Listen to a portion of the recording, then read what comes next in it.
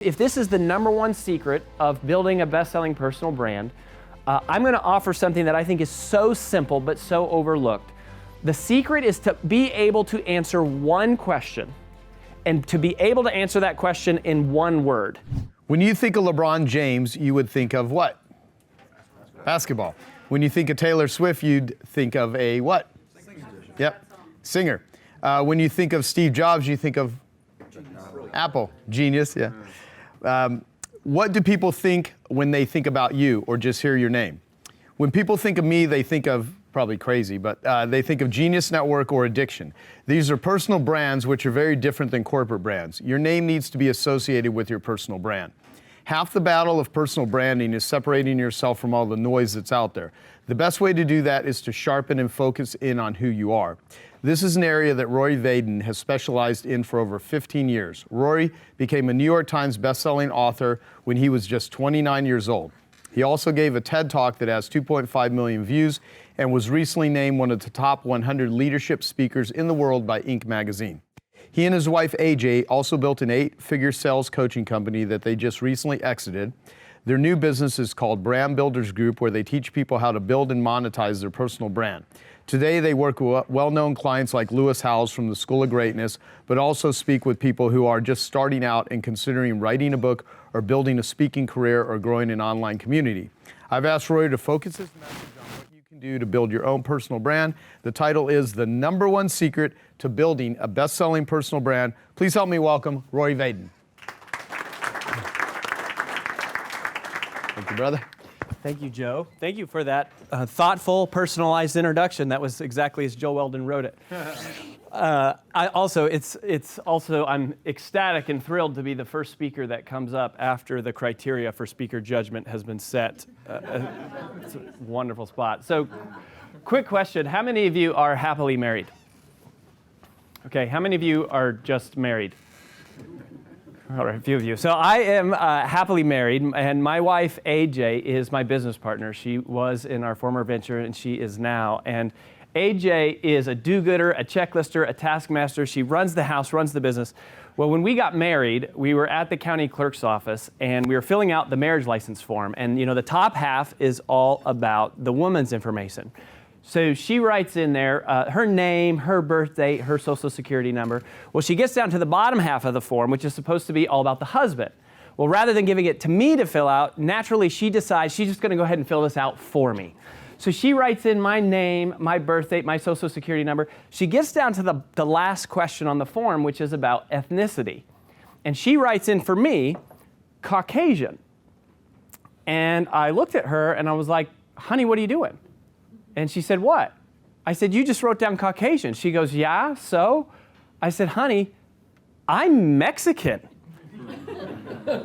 And I think it was the first moment it dawned on her that she was actually about to marry a Mexican man. I mean, for a minute, I wondered if she was going to still go through with the whole thing, because she was shocked. But she knew my grandmother was born in Mexico. She knew my mom's maiden name was Real Vasquez, but she didn't think about it in that way. And that sort of reminded me of what is a brand, really. A brand is simply, what do people think of when they think of you? That's it.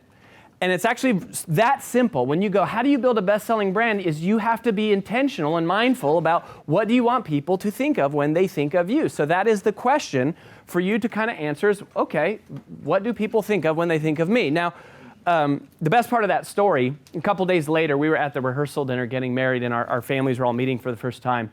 And AJ told me to tell that story, so I told it. At the rehearsal dinner. My whole family, when they heard it, they started cracking up. They thought it was hilarious. They were like doubled over with laughter. Her whole side of the family at the exact same time all look at each other and they're like, he's Mexican? So anyways, here is the challenge with personal brands. The challenge is noise. There's so much noise. And I want to show you a visual. This is something we call Sheehan's Wall, because I originally heard this concept kind of from a guy named Peter Sheehan. And he talks about how there's sort of this invisible wall. And on one side of any industry, there are people who are unknown. And then everyone's trying to break through to really become known. And what happens is you get all of this different advice about you should have these different messages, right? You should talk about whatever is the hot topic, or you should be in all these different mediums, right? You should be on Medium and LinkedIn and Instagram or whatever, or all these different business models, like I need to have a membership, or no, I need video courses, or it's coaching or consulting. And we end up trying to do all of these different things, and what happens is that you have incredible brand I hope you're dilution. enjoying this video, and I want to let you know that I have a new book that's come out, and if you'd like to get it absolutely free, there's a link below in the description, or you can wait till the end of this video, or you can simply go to joesfreebook.com and you can get a copy there. The people who break through the wall do one simple thing, is they focus all of their energy, their resources, their efforts into becoming known for one thing first. And you become the expert on one thing, and then you break through the wall, and once you're on the other side of the wall, then you can expand and be known for other things, lots of other things. The best advice I ever heard on this topic was actually from a guy named Larry Winget, and he said the whole key to finding your person, or to building a great brand, is to find your uniqueness so that you can exploit it in the service of others. Find your uniqueness so you can exploit it in the service of others. So this brings us then to the question of how do you do that, right? If this is the number one secret of building a best-selling personal brand, I'm going to offer something that I think is so simple but so overlooked. The secret is to be able to answer one question, and to be able to answer that question in one word. And the question is simply, what problem do I solve? What problem do you solve? See, people buy solutions to problems. It's not that often that we just go buy luxury items. Generally speaking, people buy solutions to problems. And most of the people, when we first start working with brands, they can't answer that question with one word. What problem do I solve? They don't know. And here's what we know for sure. If you aren't clear on the problem you solve, there is no way your audience, your prospects, your customers will ever know either. And if you look at some real modern examples of some breakthrough personal brands, right? Brené Brown spent 2 decades becoming the expert on shame. Just that one concept. This is another person who's got huge, over 800 employees now, Dave Ramsey has. I knew Dave, I met Dave when he had 250 employees. And they have grown so fast. He owns the word debt. That's the only problem he talks about and solves.